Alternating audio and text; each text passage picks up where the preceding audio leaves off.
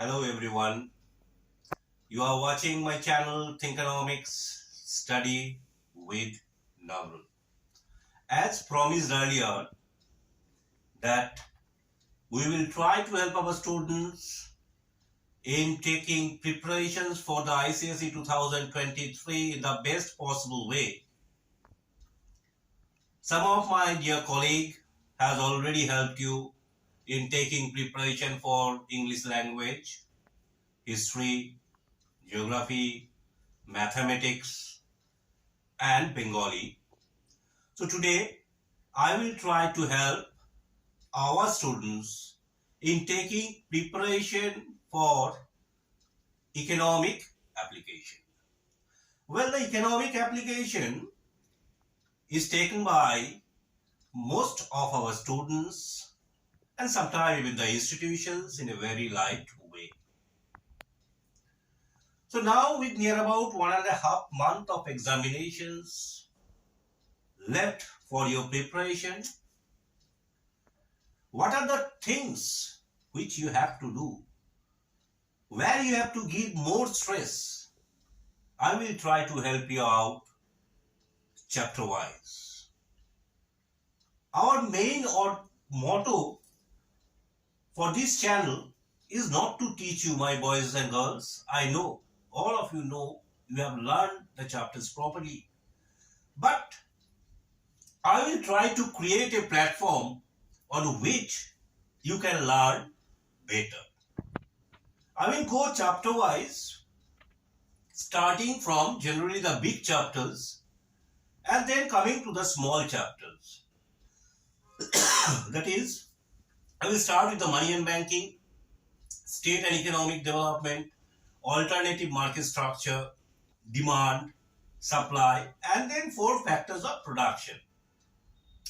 I am saying it to you, the reason for this, what I have observed in my last 20 years of teaching, boys and girls, you always try to start with the small chapters, and in the end, when you are pressurized, when the time is less, when the time left is very less, then either you omit the chapter or you do not have the clear view of what to write and what not to write. So let us start with the money and banking, and for each chapter I will say to you the topic which you have to learn for the short answer type and which you have to learn for the long answer type. Out of this chapters which will decide, 2 chapters, that is money and banking and the demand, has been done intensively in my YouTube channel. So for any reference, if you need any kind of help, then definitely you can go through the previous videos of my channel. So starting now with the money and banking, that is the short answer type. What I will learn for the short answer type? We have to learn about What do you mean by legal tender money? What do you mean by fiat money? What do you mean by token money? And the double coincidence of one. My boys and girls, we know that legal tender money means the money or the currency notes which are backed by the law. Alright? And the token money, in case of token money, it represents that when the extrinsic value of the money or the currency is more than that of the intrinsic value, then it will be termed as token money. We also have to know about the creeping inflation and the galloping inflation. What I saw in your specimen paper of this year and the last year, they will give it to you the rate of interest. Suppose 2 to 5% rate of interest. What type of inflation it is? Is it a creeping inflation, walking inflation, galloping inflation? So from there you have to find out which type of inflation it is. Definitely 2 to 5, it represents the creeping inflation. And in this specimen paper, what I saw, that they have given it to you the inflation rate between 20 to 100, and then you have to find out which type of inflation it is. So it represents what? It represents nothing but the galloping inflation. From here, what you can expect is that sometime, as I saw, in the short answer type it used to come, that which type of inflation is good for the economy. Inflation, the general things which come in our mind is that inflation is always bad for the economy, it is always bad for the common people. Though inflation may be good for the economy. When the rate of inflation in the economy is very mild, alright, maybe 2 to 5%, as I said it to you, that is a creeping inflation, then in that case it will motivate the private investors to invest more, and they will earn more and more of profit. So this type of inflation is always good for the economy. Alright, now we will come to the effect of inflation. The question also comes, what are the effects of inflation? Now my dear boys and girls, there can be two types of effect for inflation. One is the good effect, the other one is the bad effect. Alright, now good effect. What are the good effects? There are many good effects of inflation. But as far as I saw in your syllabus, mainly two we have to learn. One is how inflation helps the businessman and how it helps the borrower. My dear boys and girls, already I said it to you just 2 minutes back that during the time of inflation, what will happen? The profit of the businessman will increase. The profit of the businessman will increase, so definitely it helps the businessman and it will help the investors too. In case of borrower, suppose a borrower has taken money rupees 100 5 years back. At that time the inflation rate is 0. Just for example. And now he is paying back after 1 year, he is paying back 110. That is 10% rate of interest. But now suppose the rate of inflation is 12. That is actually he is paying less than the amount of money he has taken, taking into consideration that the rate of inflation is 12% and the amount of money which he is paying back is rupees 110. Sorry, I had a bad cough and cold because of the change in weather as I have traveled from the hills, and now in Kolkata during this time, January, it used to be very, very cold. But this year, I don't know what has happened. The temperature is quite, you can say, quite high as compared to the previous few years. So I had a bad cough and cold, so please excuse me. I'm sorry for that, but I will try to help you out. Next is dear money policy. We also have to know, as I said it to you, the favorable impact. Now, what are the unfavorable impact of inflation? Mainly the two questions comes in your ICSE again and again. One is the impact on the fixed income group and the other one is on the lender, means who is giving the money. The first one is fixed income group.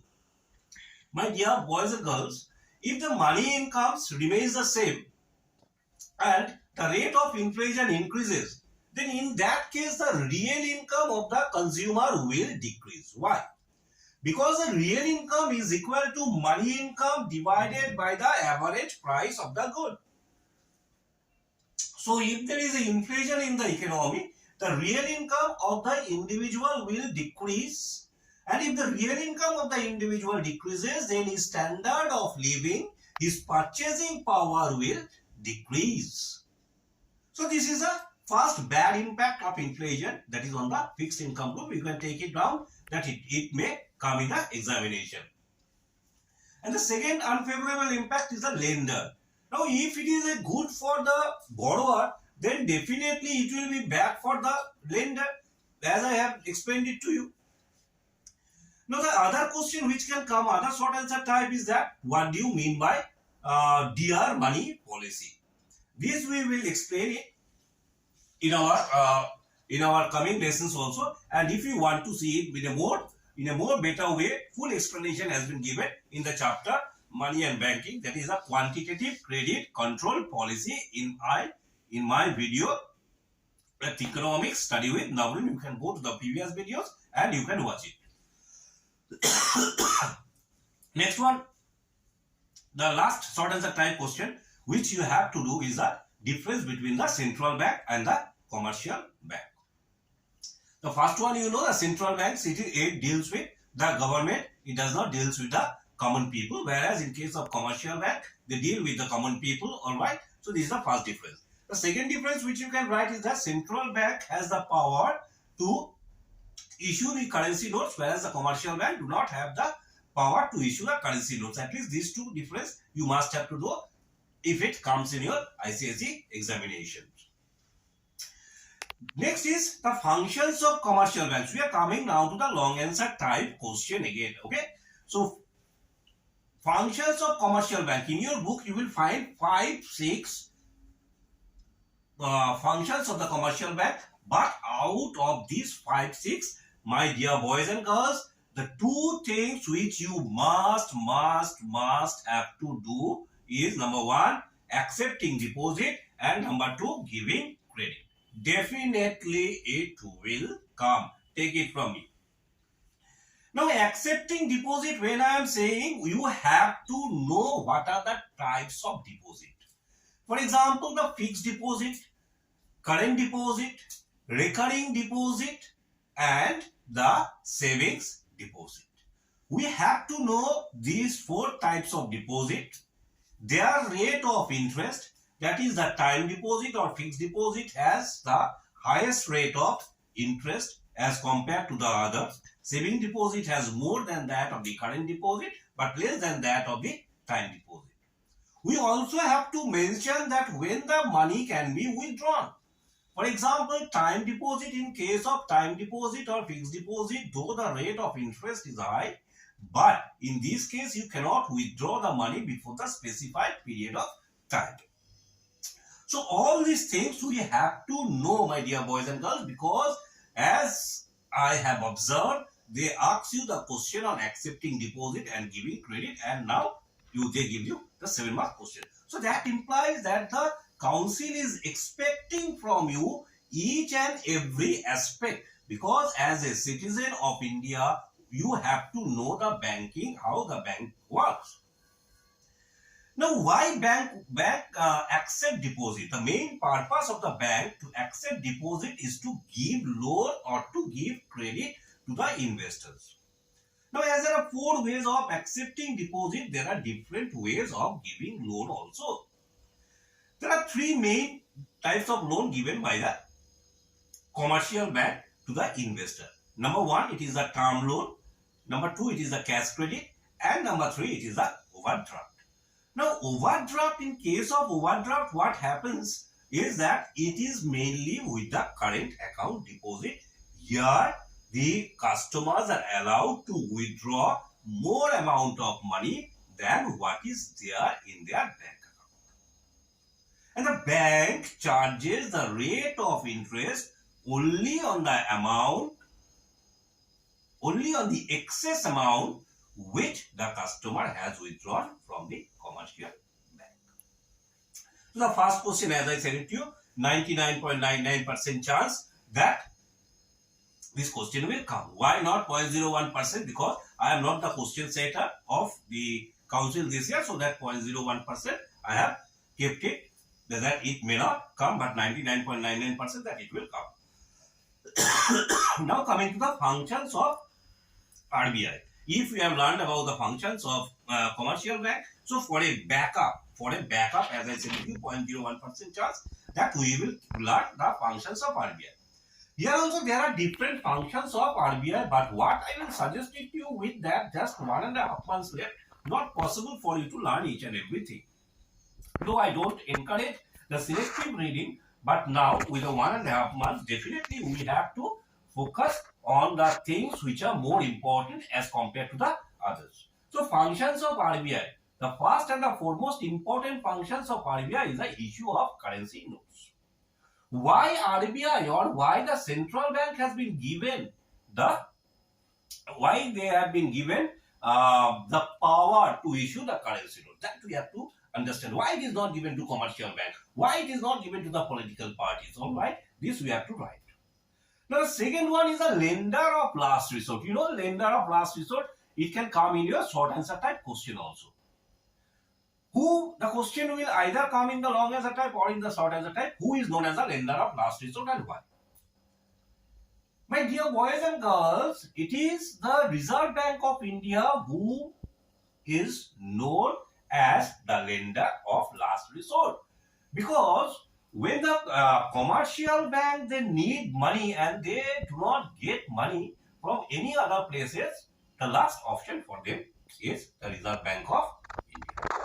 Reserve Bank of India, they give loan to the commercial bank and try to help them. Hence, the Reserve Bank of India will be termed as the lender of last resort. The third one is a credit control policy. Now, this credit control policy, the name is very short, you know, but it's a vast thing which you have to learn, because if it doesn't come, as I said, it is a function of RBI, then which is the next question which will come is the credit control policy of Reserve Bank of India. There are two ways by which the credit can be controlled by the Reserve Bank of India. One is a quantitative credit control. The other one is the qualitative credit control policy. Now, quantitative, there are 4 instruments of quantitative credit control policies. What are those? Number 1, bank rate. Number 2, open market operation. Number 3, cash reserve ratio. And number 4, statutory liquidity ratio. I will not go to all these explanation, because as I said it to you, my dear boys and girls, if you want to understand this on better concept, I have made a different videos on this chapter. So you will find it out in my previous videos. But just one thing I want to say, that when you are learning about the bank rate, you must learn about the repo rate and the reverse repo rate, because this is very important. As a citizen of our country, we must know what we mean by repo rate and what we mean by reverse repo rate, and how it is increased and decreased in order to control the inflation. And those who want to get something extra, those who want to impress the teachers, evaluator, I will say, you have to know what's the rate of before going for your ICSE examination. If possible, find out what is the repo rate and the reverse repo rate at that time. Now, quantitative credit control policy, after that we know we have to learn the qualitative credit control policy. Because quantitative credit control policy always may not be effective in a developing country like India. So in that case, the Reserve Bank of India, they will control the credit. They will try to control the inflation and deflation by a different way. That is called the qualitative credit control policy. Here also we have to know what are the instruments of qualitative credit control policy. The first instrument is differential rate of interest. Second one is margin money, and the third one is moral suasion. Now all these things, as I said, you may refer to the previous videos to find out what are the instruments. So in all, what I found out is that the 2 main long answer type question from this chapter is the function of commercial bank, that is accepting money, all right, giving credit, number 1. Number 2 is your credit control policy, that is quantitative, qualitative credit control policy. The third one I have not said, but that is also another important question, my dear boys and girls. Every year you will find out this question comes. That is the primary and secondary functions of money. Very easy, very easy. What are the functions of money? Primary functions of money. All right. This you have learned in class 9 also. Now in class 10 also, your teacher must have said that how important it is. We are using money each and every day. Now we have to know why money is so important. What are the functions of money? Primary and the secondary functions. So mainly the first that is the primary function. There are two primary functions. One is the medium of exchange, and the second one is a measure of value. Learn it, must. Again, I am saying it to you. And the second one is the secondary functions of money. That is, underneath comes the standard of deferred payment and the store of value.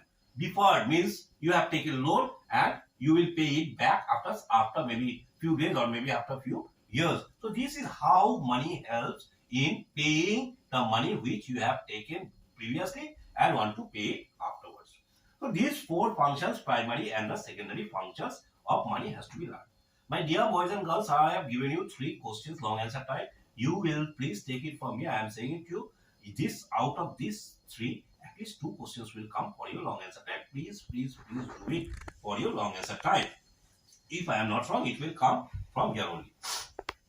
Now I come to the second big chapter in that way, but easy chapter. But generally, students try to skip this chapter by seeing the volume of the pages, but the number of pages. But ICSE this time they have reduced the syllabus to some extent. And if you again, I am saying it to the scientific way of studying economic application will fetch you the highest marks at all levels. So now coming directly to the chapter, the state and economic development, the short answer type question, what we have to study. Here 5-6 question only we will study. That first of all, what do we mean by monetary policy and what do we mean by fiscal policy? The first, please, you have to learn this one. Monetary policy already we have discussed. Fiscal policy is what? Income and the expenditure policy of the government is known as fiscal policy. You can give the example of the tax, that under it comes a tax policy. You can give the example of the public expenditure, all right? So these are the income and expenditure policy of the government, which is known as a fiscal policy. Then the second thing which you have to know is the difference between the direct tax and the indirect tax. You have to know this one. In case of direct tax, we know that impact and the incidence of tax lies on the same person. But in case of indirect tax, what happens is that impact and the incidence of tax may lie on the different person, because whenever the government is imposing tax on the seller or the producer, he will always try to shift it to the consumer. So in case of indirect tax, the impact and the incidence lies on the different person, but in case of direct tax, the impact and the incidence lies on the same person. This is the first difference you can give. The second difference, we always say to our students that give one example. In case of direct tax, you can give the example of, you can say income tax. In case of indirect tax, now give the example of GST. All right, GST, that is the goods and service tax, is example of the indirect tax. What more we have to do from this chapter? So this is the second short answer type question. The third short answer type question is, what do we mean by the public sector enterprises, and give 2 examples of public sector enterprises. All right, this is the third one. Coming to the fourth one, very important. That is, what do we mean by disinvestment? I repeat, what do we mean by disinvestment? Another important chapter, because as you can see, the central government, what they are trying to do, they are trying to sell off the public sector industries to the private sector. So we have to know what do we mean by disinvestment, and those who want to study a little bit more under disinvestment, we have to study 2 types. One is the strategic sale, other one is the minority stake. All right, the strategic sale means when the government is selling more than 50% of the shares of the public sector unit to the private sector, it is known as the strategic sale.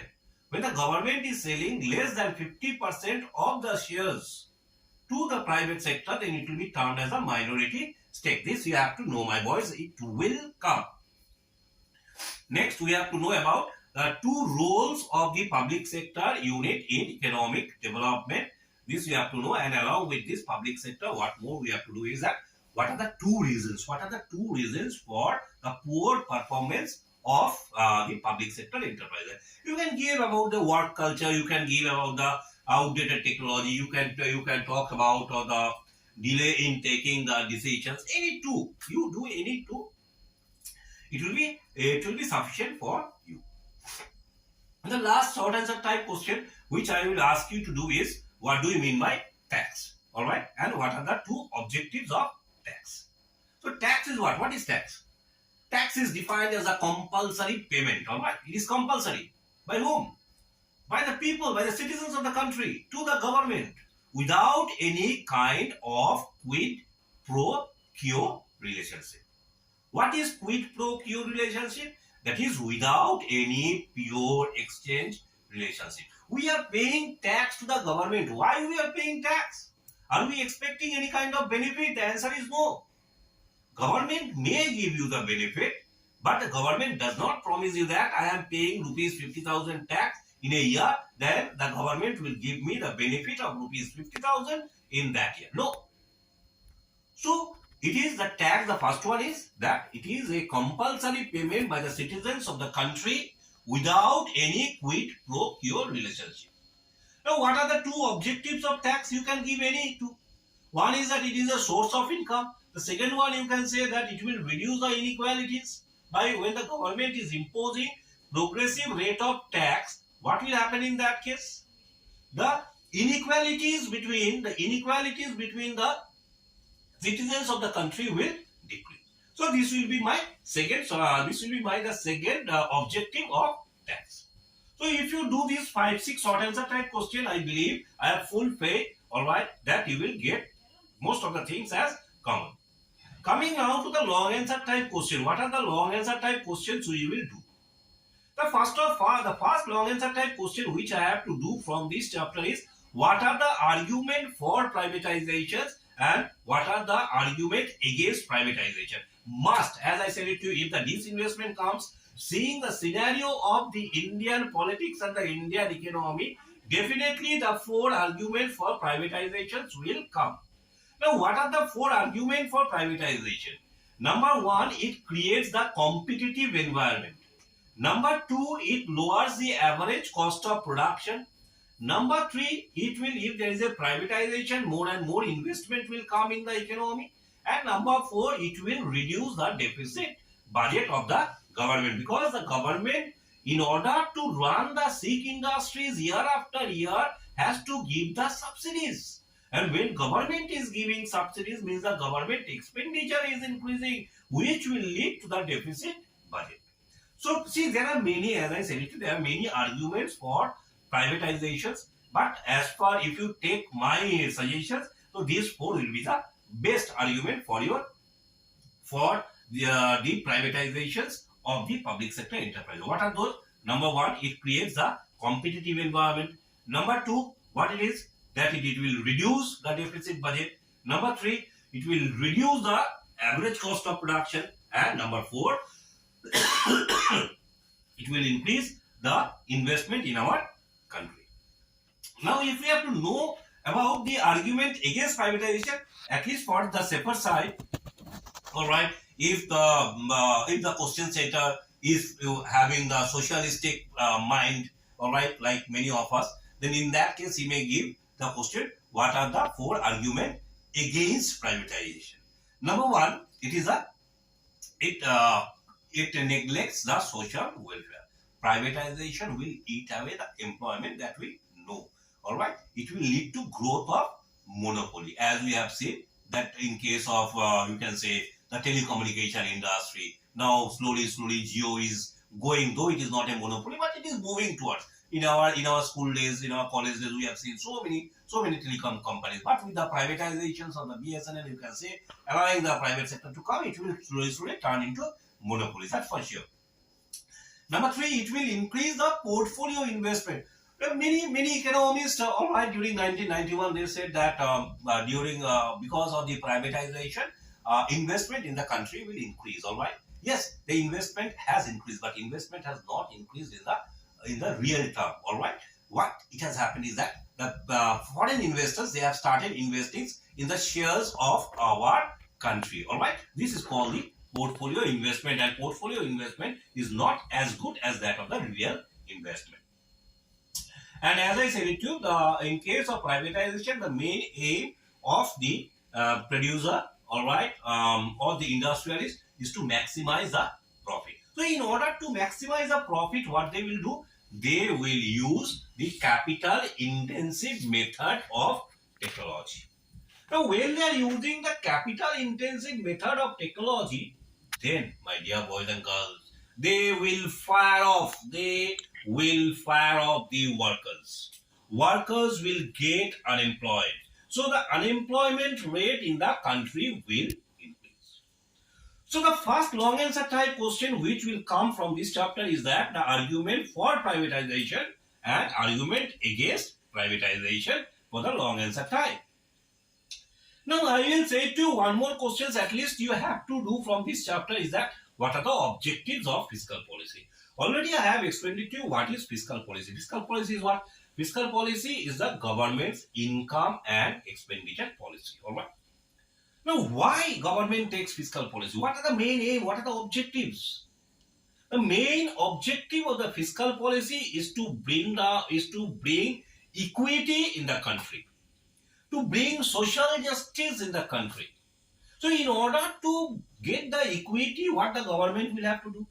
Government generally impose the progressive rate of tax on the richer class of people and give subsidies to the poorer class of people. In that way, the gap between the income and the gap between the income of the poor people and the rich people will be reduced. The second important point of the objectives of the fiscal policy is the price stability. Price stability, which implies actually it has the other name of this one is to control the inflation and deflation. Yes, inflation and deflation can be controlled by the fiscal policy. During the time of inflation, what we know that one of the reasons of the inflation is that there is an excess demand in the economy. So government will have to reduce the excess demand. How it can be done? If the government reduces the expenditure which the government takes, all right, every year, then in that case, when the government spends, where the money will come? The money will ultimately comes in the hand of the people. All right, money will comes in the hand of the people. Now, if the government reduce the expenditure, then the income earning capability of the people will be less. And thus, inflation will be controlled. So, my dear boys and girls, these are the two objectives of the fiscal policy that you have to know. Is that equity and the social justice, and number one, that is the price stability in the economy. These two questions at least you have to know from this chapter.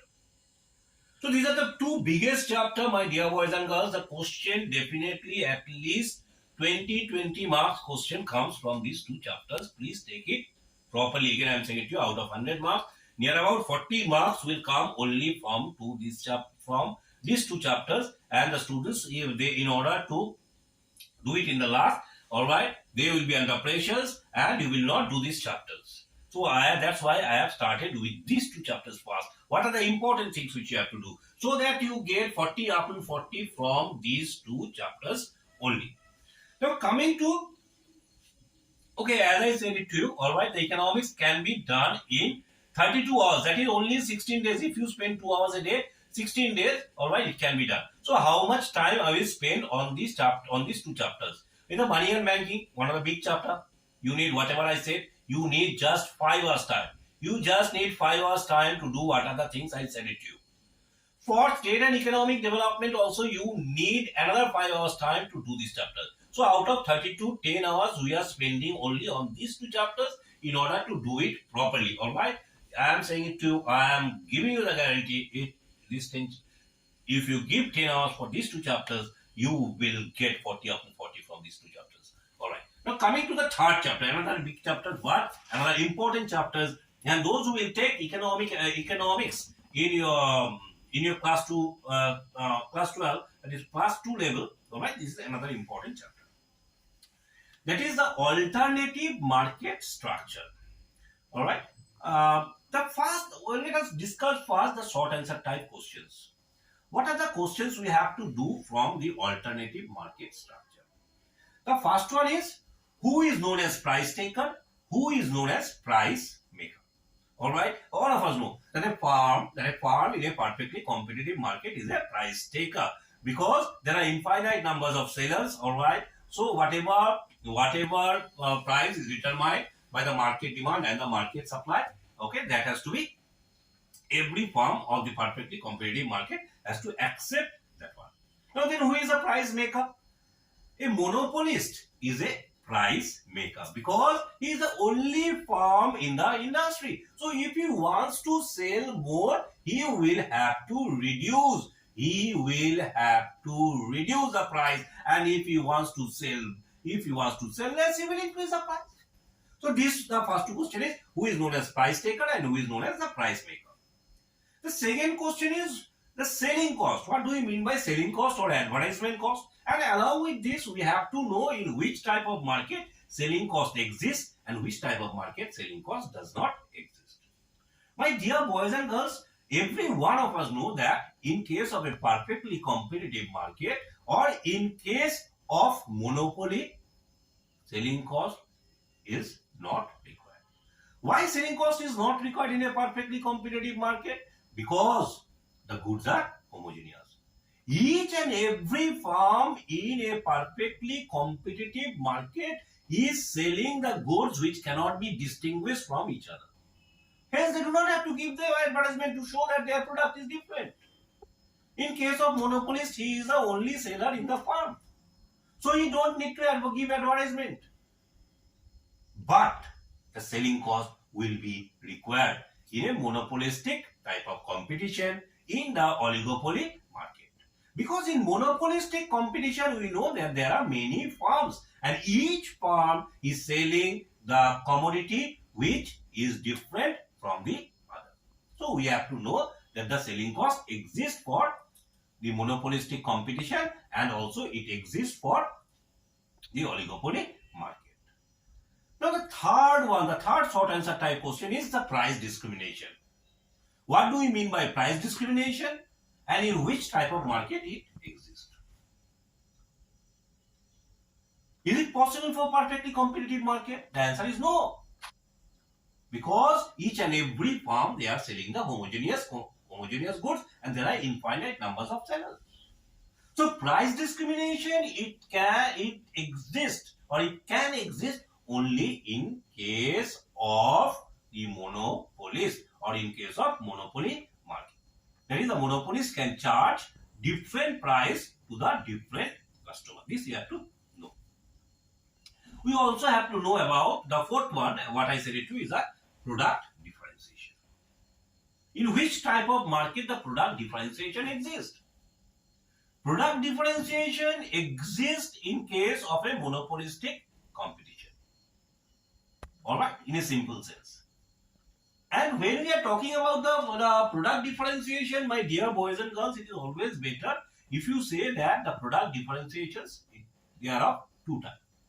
One is real product differentiation, the other one is the artificial product differentiation. You have to at least mention about this too. Please keep it in mind. One more thing which I think you have to do is that the monopoly. Till now, what we have discussed about the monopoly, monopolistic competition, oligopoly, all right, perfectly competitive market, all these are sellers market. In the buyer's market, you have to know at least one type of market, that is a monopoly. What is monopoly?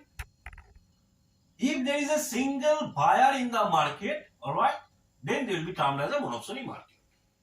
We have to know the monopoly and what are the two features of the monopoly. The first one, as I said it to you, the single buyer, and the number one, and then the number two is that the monopoly, they faces the market supply curve. Demand curve. Market demand curve, who faces? The monopolist.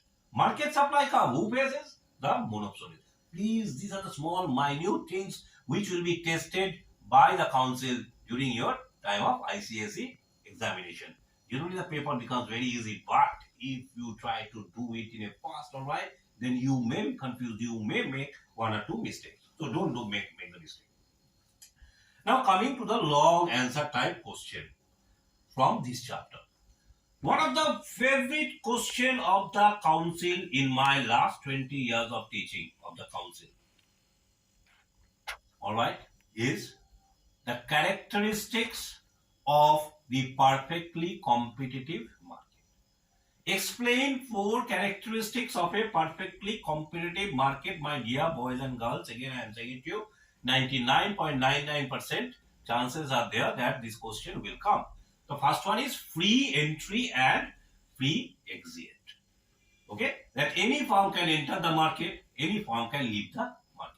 That is, if the firm in a perfectly competitive market, they are earning supernormal profit, what will happen? The other firm will enter into the market, take away the excess profit, and each and every firm will earn the normal profit.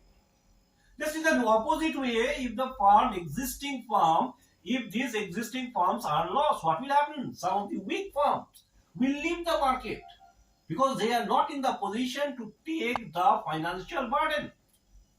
And as they leave the market, the other firm which will be there in the market will be there to grab the normal profit. The first one.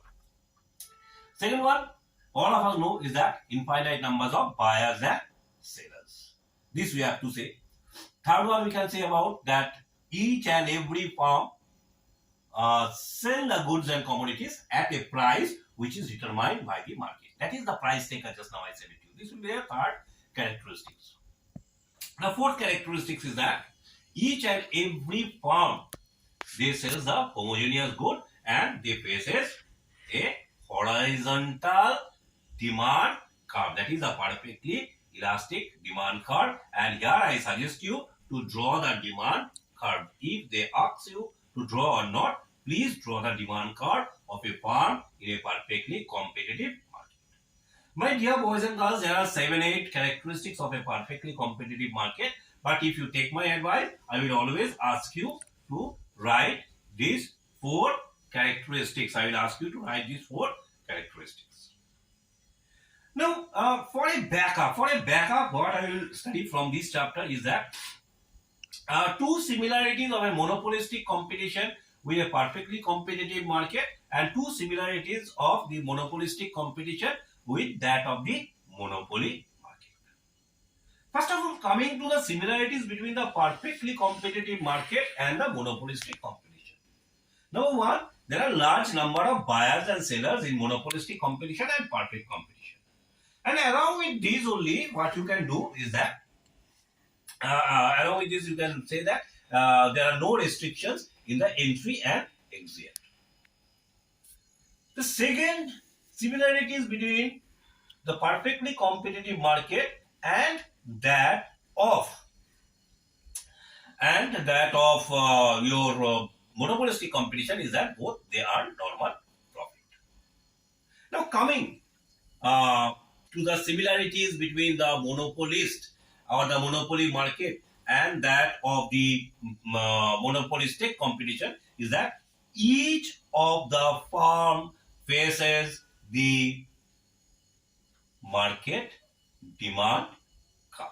They have the monopoly power. And each of them, as they faces the market demand curve, what is the shape of the market demand curve? The shape of the market demand curve is negatively sloped. So my dear boys and girls, this is the third chapter. Again, I am saying it to you, third big chapter, but here again, at least 10-15 marks question comes only from this chapter. Now I will come to the chapter where the pupil or where the students get little bit of scare. That is the theory of demand. One of the reason why the boys and girls they faces little bit you can say scared of this chapter or get frightened of this chapter is that this chapter is fully your conceptual base, and this chapter your full base of economics it will depend on this chapter. This chapter has been done detailed in the other videos of my YouTube channel. Please go through it. Please go through it because I will just say you the topics is near about 45 minutes, 50 minutes video already it has been. So I will just say to you what are the things which you have to do from this chapter. All right, and if you have any problem, definitely you can give a call or you can keep your message in our YouTube channel. The first short answer type question is what do you mean by cross demand, composite demand, difference between extant demand and exposed demand. So these are the first one, all right, definitions and difference. The second short answer type question is that how will you derive the market demand curve from the individual demand curve? After this, what we have to do? One numerical, all right, the numericals from this chapter by the percentage method is a must. Easy numericals, please practice at least 5-6 numericals, all right, and keeping in your mind that you have to put the minus sign. Don't forget, because 1-2 marks question will definitely come. Now, as I was going through the specimen paper, this time you have to give importance on the exceptions to the law of demand. We know what is law of demand, that as the price increases, all right, other factors remaining the same, there will be inverse relationship between the quantity demanded and the price of the commodity for a normal goods. This is your law of demand. Very important that the other factors are remaining constant, and the second thing is that it is for the normal good. So this, all of us know, this is the law of demand. Now, what are the exceptions to law of demand? Number 1, Giffen effect. Number 2, Veblen effect. Number 3, future price expectation. And number 4, bandwagon effect. There are many storm effects are there, all right. You can say about the necessities of the life. But you take it from me, you do this 4, because this 4 you can explain it in the best way, and this 4 you can give the diagram, so there is no chance of deduction of any marks. Now, one more thing, the tricky question, all right, and if your concept is clear, you will be able to do, is that the value of cross elasticity of demand for substitute good, for complement good, and for the unrelated good. For the substitute good, the value of cross elasticity of demand is greater than 0. Because you see, if the price of tea increases, then the demand for coffee will increase. They are substitute. Tea and coffee, they are substitute to each other. So if the price of tea increases, then the demand for coffee will increase. So in this case, the value of cross elasticity of demand is greater than 0. In case of complement good, that is the good goods which are used together, all right, jointly. For example, you can say petrol-driven car. So if the price of petrol increases, then the demand for the petrol-driven car will decrease. So in this case, the cross elasticity of demand is the value is less than 0. We have to remember. Very easy. You don't have to mark. Those people who will try to mark, it will be difficult. But if you try to understand economics, you will get 100 upon 100, I will say to you. And for the unrelated goods, suppose for example the cricket bat and the economics book, there is no relation. If the price of cricket bat increases, the demand for economics book will not decrease, because they are not related to each other. So in that case, the value of cross elasticity of demand will be equal to 0. All right. Along with this, it is better always if we know about what are the assumptions of the law of demand. 2 assumptions. Please keep it in mind. Number 1, I have already said it to you. Number 1, it is for the normal good. We are not assuming the abnormal goods. And number 2, other factors remain the same. What are the other factors? Income of the consumer, taste and preference, future price expectation, price of the related good. All these are taken as constant. They will not change. If they do not change, then only if the price of the commodity increases, then the demand for that commodity will decrease. I strongly believe that if you do this short answer type question, you will get most of the things common. Then what about the long answer type question from this chapter?